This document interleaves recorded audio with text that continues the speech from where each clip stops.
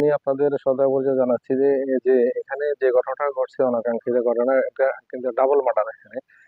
এখানে যে আসামি তার বাড়ি হলো কুমিল্লা জেলার বামনপাড়া থানা।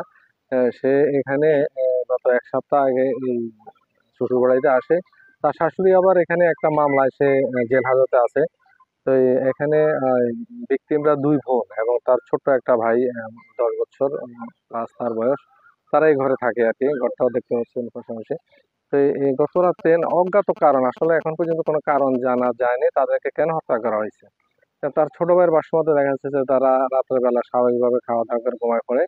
আর রাতের 11টা বাজে যখন ছেলে ছোট্ট তার ভাইটার ঘুম ভাঙে, সে হাঁসে, তাদের কিছু হাঁস আছে, হাঁসকে খাবার দাবার দিয়ে সে আবার যখন শুইতে আসে দেখেছে যে তার বোন জামাই বলতেছে আজকে চেরি খাওয়ার দরকার নেই, আমরা কেউ রোজা থাকবো না, তুমিও থাকবে না। বলতেছে আমি তো রোজা থাকবো, বলছে না থাকবো না, আজকে তো আমরা কেউ থাকবো না।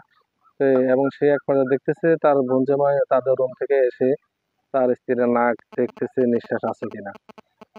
সে ছোট মানুষ, সে কিছু ধারণা করতে পারে না, সে আবার ঘুমায় পড়ে। তখন ভোর 5টা বাজে সে আবার ঘুম থেকে ওঠে, ঘুম থেকে ওঠার পরে দেখে যে তার দরজা খোলা, তার বোন জামা তার পাশে নাই।